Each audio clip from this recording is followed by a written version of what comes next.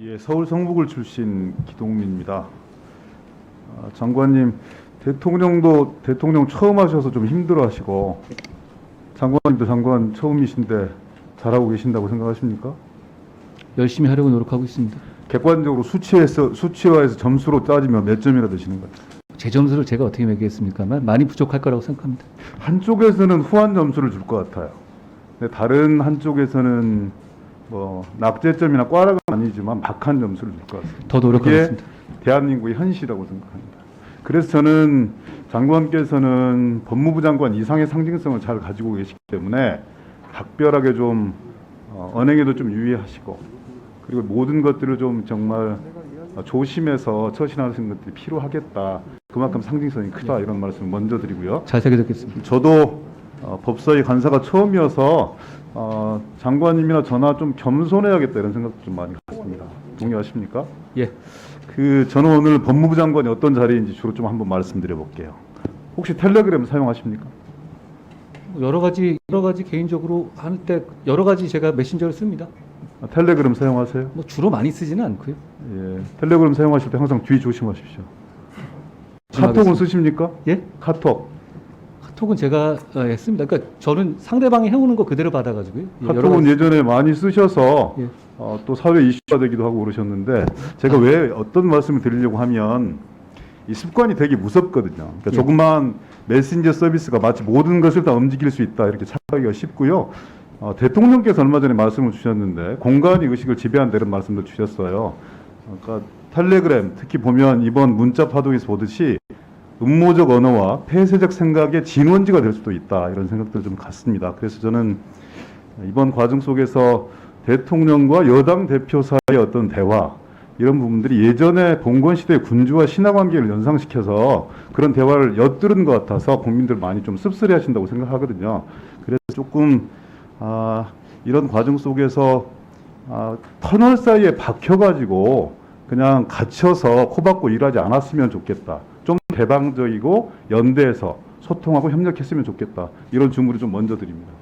조언 잘 듣겠고요. 제가 얼마 전에 인혁당 문제에 대해서 나름대로의 판단을 했던 적이 있습니다. 그런 것처럼 저희는 일하는 과정에서 어떤 진영이라든가 그런 그 논리에 매몰되지 않도록 최선을 다하겠습니다. 제가 칭찬해 드리려고 했는데 먼저 말씀을 주셔서 그래서 저는 이런 과정들을 볼 때 사람에 대한 칭찬은 본인이 하는 것은 조금 어색해요. 그래도 해주시면 주변에서 해주는 것들이 훨씬 더 평판을 높일 수 있다는 생각을 하고 그 말씀을 주셔서 그리고 아까 대우조선 노동자, 하청 노동자들의 현실에 대해서 공감하고 고비 노사 공평하게 적용돼야 된다 이런 부분들에 동의해 주신 것에 대해서 사람을 좀 저런 면들이 있구나 다시 보게 되는 측면들이 있어요. 특히 인혁당 이자 배상 문제들에 대해서 뭐 단번에 단칼에 해결하는 모습 들고 사람을 좀 달리 봤다 저는 이런 평가를 합니다. 혹시 드라마 우영우 이상한 변호사 우영우 보셨습니까? 굉장히 인기 있다는 건 아는데요. 제가 요 며칠 굉장히 바빠서 잘 못 봤습니다. 많이 나중에 바쁘셨죠? 월요일부터 지금 이 순간까지 예. 전부 다 국회에 나와 계시고 대통령 업무까지 하셨으니까. 근데 꼭 한번 보십시오. 자폐 스펙트럼을 가진 변호사의 얘기인데요. 법은 엄정한 것이지만 원칙적이고 상식적으로 진행돼야 되는 것이지만 따뜻한 인간미를 가지고 있어야 되는 거거든요. 그래서 법은 밥과 같아야 된다 이런 얘기를 합니다. 그래서 저는 금방 말씀 주셨던 그런 얘기들이 국민 모두에게 공평하게 상식적으로 공정하게 적용될 수 있는 그런 법치 행정들이 이루어졌으면 좋겠다 그런 말씀들 드려요. 그래서 특수부에 계실 때 칼을 잘 썼다 이런 것이 그때는 칭찬이 될 수도 있겠지만 법무부 장관으로서는 욕이 될 수도 있다 이런 말씀 드립니다. 오래전 얘기입니다. 네, 오래된 얘기입니다. 또 한 번 여쭤보죠. 그림을 그린다, 조서를 꾸민다 익숙한 얘기시죠? 그게 방송이나 등 이런 데서 많이 나오는데요. 저희가 쓰는 얘기는 아니었습니다. 그게 어차피 본인들이 요즘에는 변호인들 참여하고 그게 다 녹화도 되기 때문에 그렇게 꾸미고 그리는 식으로 해서 옛날 얘기입니까? 옛날 얘기고 저는 그렇게 해본 적이 없습니다. 전혀 단언할 수 있습니까? 전 단언합니다. 혹시라도 머릿속에서 그런 생각이 있으시다면 깨끗하게 좀 지워주셨으면 좋겠습니다. 그거 성공할 수 없습니다, 지금. 네. 그러니까 입법과 정책의 조율과 타협과 조율의 어떤 집행, 타협 이런 건 무리하게 기획해서 수사하고 밀어붙이던 이런 거하고는 완전히 다른 거 아니겠습니까? 물론 서 계신 자리도 좀 다른 것이고 그래서 세상의 구조적 변화와 흐름 민심의 흐름을 읽고 차분하게 정책에 반영하는 일, 그 자리에 서 계시다. 예. 거기에 충실해 줬으면 좋겠다. 이런 말씀 주문드리고요. 예, 잘 배우겠습니다. 그리고 지금 이제 시행령 정부다라는 유령이 대한민국을 강타하고 있는 거 아니겠어요? 한쪽에서는 위법하다고 얘기하고 있고 또 한쪽에서는 법적 근거가 있다. 나름대로 그런 근거들이 있다고 얘기하고 있습니다. 저는 둘 다 일리 있다고 생각합니다. 다만 만약에 그런 근거가 서로 양쪽의 근거가 팽팽한데 이 일을 유인받은 분들이 이 일을 잘했으면 그런 시비들이 있었을까 훨씬 더 줄었을 것이다. 그리고 억울하시겠지만 법무부 장관이 한동훈 장관이 아니었고 다른 분이었다면 법무부에 인사정보검증단이라는 그런 위탁 기능이 법무부로 향했을까? 여기에 대한 국민적 의구심은 있다는 건 이해하십니까? 뭐 그렇게 보실 수도 있지만 저는 실제는 아니라고 봅니다. 이게 무슨 고난이라기보다는 저한테는 그건 조금 이따 제가 짐이자 따져보겠고요. 책임에 가깝습니다. 그리고 국회 오셨으니까 많은 의원님들이 불편한 질문 하시잖아요. 대정부 질문할 때도 마찬가지고 국회는 전쟁하러 오신 게 아니에요. 특히 장관님 전장에 나선 장수 무사처럼 보일 때가 많습니다. 더 주의하겠습니다. 저는 정치인의 언어와 행정과 법률가의 언어가 달라야 된다고 생각합니다.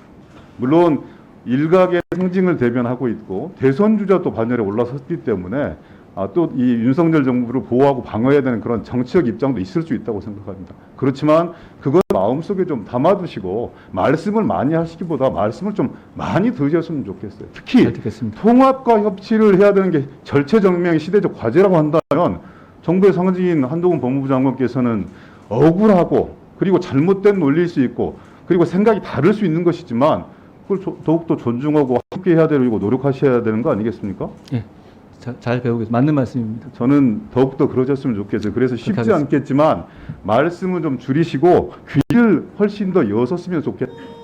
제가 그럴 때마다 좀 지적해 주시면 제가 더 고치겠습니다. 예. 장관, 처음에 시행령 정부가 전국을 강타하고 있다 이렇게 말씀드렸죠. 아까 그렇게 말씀하셨습니다. 그리고 그런 주장에 강력하게 문제의식을 표하고 있는 많은 분들이 계시고요. 정부는 여당은 또 위탁 규정을 가지고 법적 근거가 있다 이렇게 우기고 있는 그런 상황이에요. 판단은 국민들이 하실 거라고 보여집니다. 그런데 인사 문제를 가지고 왜 이렇게 많은 문제 제기가 이어지고 있다고 생각하십니까? 제가 보기에는 예. 만약에 인사 규정을 바꾸었든 아니면 추천을 청와대에서 하고 검증을 1차 검증을 법무부에서 하고 2차 검증을 또 다시 대통령 비서실에 하고 이런 시스템이 갖추어진 것이 국민적 동의와 평가를 받을 수 있으려면 지금까지 진행된 인사가 과거 정부보다 훨씬 더 진보되고 국민들에게 잘 평가받는 이런 과정이었으면 이런 논란들은 훨씬 더 작은 소동에 그칠거나 아니면 논란 자체가 안 될 수도 있었다 이렇게 생각합니다. 그런데 지금 정부 구성한 지 80일이 지났어요. 아직도 내각이 완성이 되지 않았습니다. 박근혜 정부 51일 걸렸습니다. 문재인 정부 인수위 없이 출발하더라도 96일 걸렸습니다. 공정거래위원장, 교육부, 보건복지부 장관 이렇게 내각을 다 채우려면 제가 보기에는 앞으로도 2달 이상이 걸려서 최장 기간 동안 내각을 완성하지 못하는 그런 정부로 기록될 수밖에 없을 것이다 이렇게 생각해요. 아까 전에 의원님께서 말씀 주셨듯이 이 정부의 초기 지지율이 32%까지 떨어지는 가장 큰 이유가 국민의 26%가 인사 참사를 얘기하고 있습니다. 이렇게 인사 실패, 이 참사 수준에 준하는 인사 실패 때문에 국민들이 인사 시스템을 새롭게 갖추었음에도 불구하고 비판적 문제의식이 높다 이런 지적에 대해서는 어떻게 생각하십니까? 인사에 대해서 제가 뭐 대통령 인사 전반에 대해서 제가 평가할 만한 위치에 있지는 않습니다만 여러 가지 우려가 있기 때문에 관련한 사람이 더 열심히 잘 해야 한다고 생각합니다. 저는 그렇게 말씀하시면 안 된다고 생각하는 것이요. 예. 저는 지금 의원님들께서 인사 라인의 편향성과 편파성에 대해서 말씀 주셨어요. 추천하는 단위, 1차 검증하는 단위, 그리고 2차 검증하는 단위 역시 대통령과 정치적 운명을 생사고락을 함께 하신 분들이 대통령의 뜻을 받들어서 다양하게 법과 원칙, 상식 못지않게 중요한 것이 관습, 국민 법감정, 성인지 감수성 이렇게 종합적이고 총체적인 관점 속에서 국민들과 소통하고 교류할 수 있어야 되는데 인사권자의 의지와 뜻만 쫓다 보니까 실질적으로 시스템이 작동하고 있지 못하다. 이런 게 현실적으로 검증되고 있다는 증거 아니겠습니까? 이런 지적에 대해서는 반론이 어떻게 되십니까? 부족한 면이 있지만 기본적으로 대통령의 인사권에 관해서 보좌하는 사람들은 대통령과의 어떤 관계에 있는 사람들이 그동안 그 다른 정권에서도 임명되어 왔죠. 물론 그럼에도 불구하고 잠깐 기다려보세요. 공정하게 제가 아까 회의를 해야 한다는 말씀. 듣는 귀를 좀 더 열으시라고 그랬잖아요. 하고 싶은 얘기가 있다 하더라도 좀 더 얘기를 많이 듣고 세간의 평들을 종합해서 아니 질의를 하시는데 국민과 저는 답할 기회를 주셔야 되지 않겠습니까? 똑같은 시간들을 할애할 수는 없는 것이죠. 그러면 장관께서 이쪽으로 오셔야죠. 제가 그쪽에 앉고. 그러면 저한테 똑같은 답을 하라고 시간을 할애할 말씀하셔서 수는 없습니다. 말씀드린 거예요. 위원장께서 충분히 배려해서 말씀 주시고 계시는 것이니까요. 충분하게 좀 얘기를 경청해 주셨으면 좋겠고요. 그런 시스템이 제대로 작동되지 않고 있기 때문에 인사 시스템이 새롭게 구축되었지만 참사가 이어지고 있기 때문에 이런 국민적 지적이 가능한 것이다. 하나 더 여쭤봅시다. 그러면 지금 공석 중인 공정거래위원장, 복지부 장관 인사검증 어디까지 진행되고 있습니까? 인사검증의 단계에 대해서 그렇게 말씀드릴 수 없다는 건 모두 잘 아실 것 같습니다. 저희 의뢰를 받아가지고 검증을 하는 것인데요. 의뢰는 받으셨습니까? 그렇게 아까 말씀드렸죠. 특정 직을 가지고 그 의뢰받지 않는 거기 때문에 거기에 대해서 제가 개방성과 투명성을 말씀 주셨고 예. 국회 통제를 받겠다고 말씀 주셨어요. 의민이 진전이라고 말씀 주셨어요. 지금 계속 질문을 하고 계시지 않습니까? 그 실 내용, 진전의 실질적인 내용들을 말씀을 주셔야 되는데 형식적인 부분만 계속 강조하고 계신 거예요. 구체적인 검증 내용에 대해서 구체적으로 답변할 수 있는 경우는 드물 수밖에 없습니다. 저는 그렇게 보면 책임 특성이죠. 소재 자체가 불분명해진다.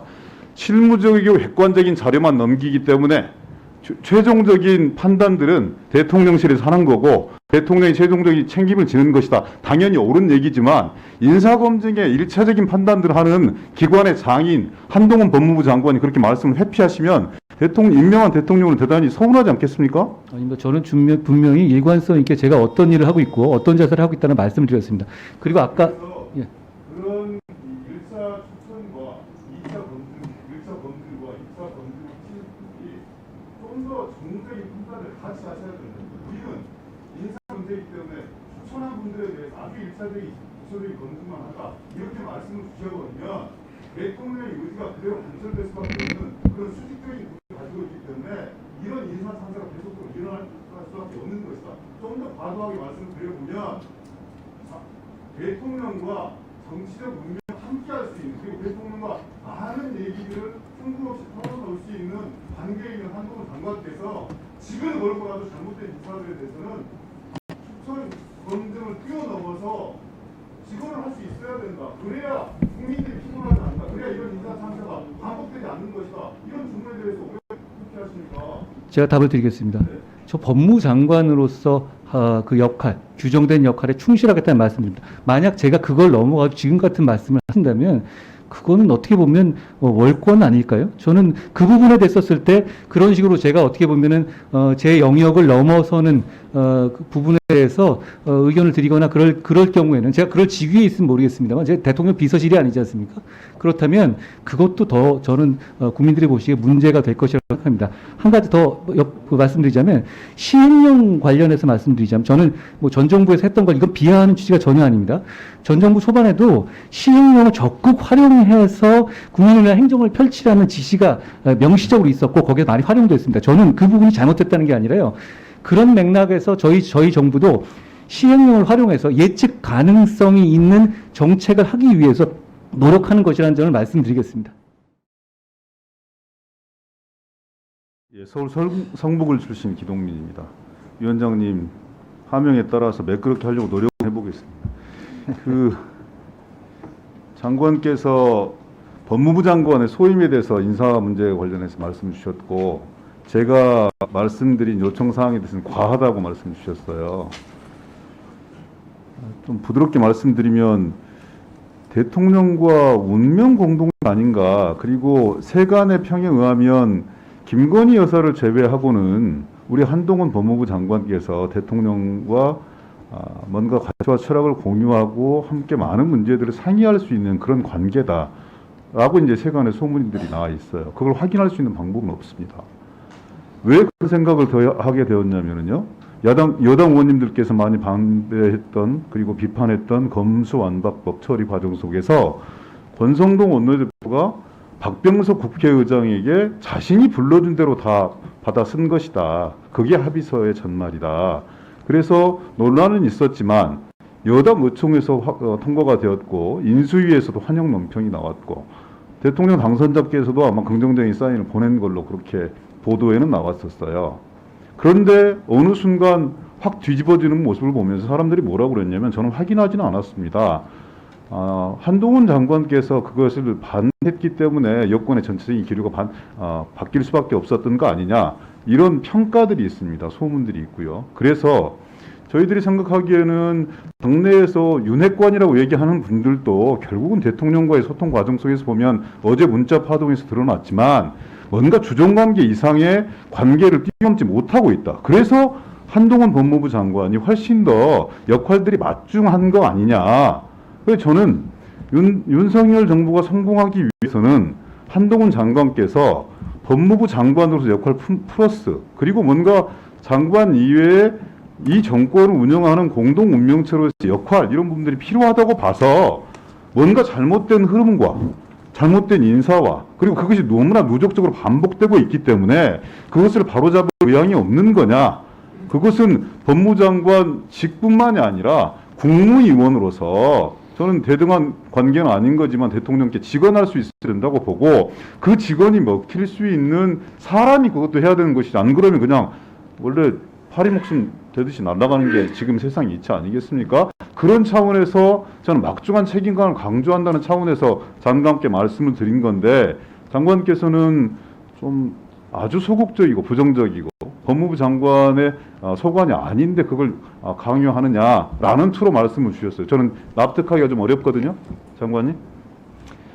저는 법무부 장관으로서 직무에 충실할 생각이고요. 뭐 그 선을 넘는 어떤 특별한 개인적인 관계라든가 이런 거 화려할 생각은 없습니다. 다만 위원님 말씀하신 취지처럼 국민위원으로서 이 정부의 성공을 바라는 입장이고 거기에 대해서 필요한 역할을 할 수는 있을 것이고 그걸 하겠습니다만 제가 말씀드리는 것은 제가 가지고 있는 법무부 장관으로서의 영역과 선을 넘지 않으려고 부단히 노력할 것이라는 말씀을 강조하여 말씀드린 겁니다.